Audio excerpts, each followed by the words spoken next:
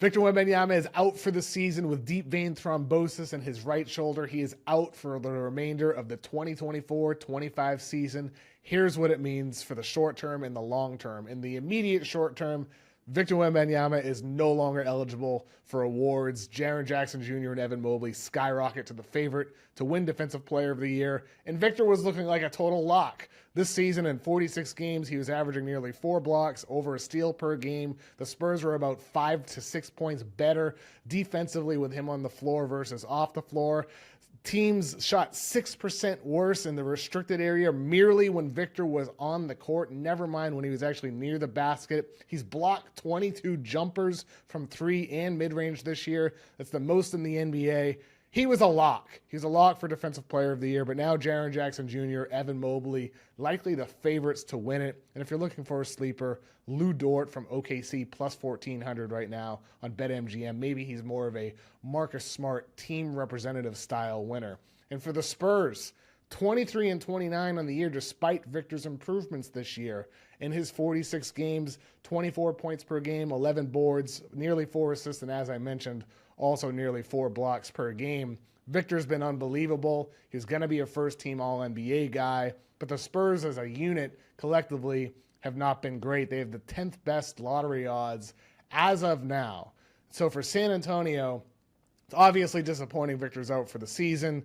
You hope he's going to be good long-term, and all indications are that he will be in these immediate reports of what's been going down with him. They have the 10th best odds, 13.9% to move into the top 4. Could it be a blessing in disguise long-term if the Spurs are able to move up and get a higher draft pick? Now, right now, we'll see if they're able to get higher odds. They're 4 games back from the 6th best odds. Ahead of them in 9th are the Portland Trailblazers, who are surging as of late.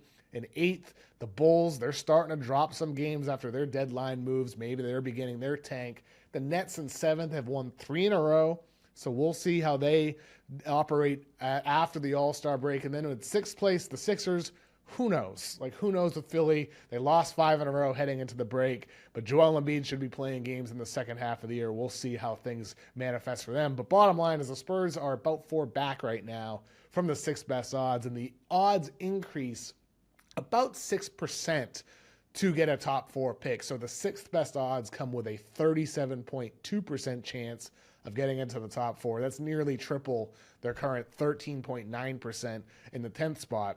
So I bet San Antonio moves up maybe to 9th or 8th, but 6th feels like a reach. I don't know about the Sixers. They might be trying to tank and keep their own pick. And I don't see this going the other way for San Antonio. Even though they have De'Aaron Fox, the Suns are a couple games ahead of them. The Warriors, Kings, the Mavs, and the Wolves are all in the play-in. I don't see De'Aaron Fox and Chris Paul and Stephon Castle surprisingly leading this team into the play-in. That'd be a shocker.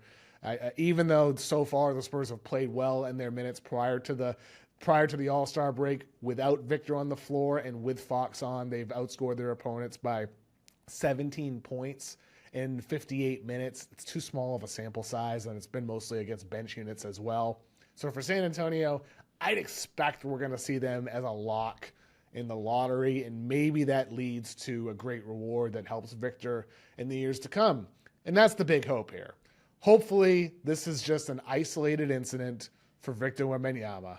Sam Amick over at The Athletic had reported that Victor had low energy this past weekend in San Francisco, and then during his couple-day vacation afterwards, he was still feeling really tired, low energy. Originally, the Spurs, said he was questionable for Thursday night's game with an illness, and then that's when they checked in on him and found out that he has deep vein thrombosis, out for the year. So hopefully it ends up a blessing in disguise that he was really in tune with his symptoms and that they did discover this early on. Now, there's been a lot of incidences in the past with players having blood clots, Chris Bosh being the most famous example. He was forced to retire. After he initially was diagnosed, he did return to play for 1 year, but then they came back and he was forced to retire because of it. But most players do end up returning to play. Back in 2001, Hakeem Olajuwon was diagnosed with it a month before the season. He came back in about a month. Anderson Varejao in 2013, he missed the remainder of the season. He came back the next year.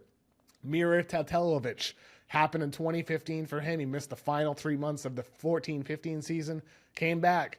Brandon Ingram back in 2019, missed a month of the 2019 season, came back the next season. Christian Kolokol in 2023, same thing. Osar Thompson, as a rookie last year, he also missed the final month of the season before returning this year, and he's had great success.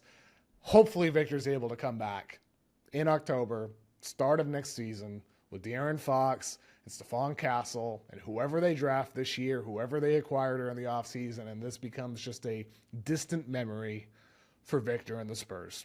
Hopefully that's all this is. But it's undeniably scary that a guy who does have a unusual body at 7'4", allegedly, I think he might be taller than 7'4", someone with his body type, hopefully somebody like him, this isn't just going to be part of his story. You can't help but think, especially with Chris Bosh, you just can't help but think about like what the bad result could be here. But it sounds like they were really on top of this. All reports so far is that the Spurs believe this is an isolated incident, that it didn't spread, that it was caught very early, that he was in tune with his symptoms, and he reported it, and they discovered it, and hopefully, boom, that's it forever. And hopefully Victor Wembanyama is able to continue ascending into the megastar, future Hall of Famer that he appears that he's going to be. But it sucks, man. I was looking forward to seeing the Spurs post-break and see Fox and Wemby and see those two continue to build chemistry and hopefully lead the Spurs into the postseason and get that opportunity. And that's where the real big loss is here for San Antonio. We can talk all we want about, lottery odds. We can talk about, maybe they'll get Cooper Flag and all this. That's all hypothetical, and it's all based on the way those lottery balls bounce. The real loss is the lack of time those guys are going to get together on the practice court, in the film room, in actual games, in high-stakes games, trying to compete for a spot in the playoffs. The Spurs traded for Fox because they wanted to go for it this year. They wanted to build for the future. And unfortunately, that time is lost. So, sending all well wishes to Victor Wembanyama. Hopefully he's able to recover fully and come back next year and continue on his absolutely awesome career.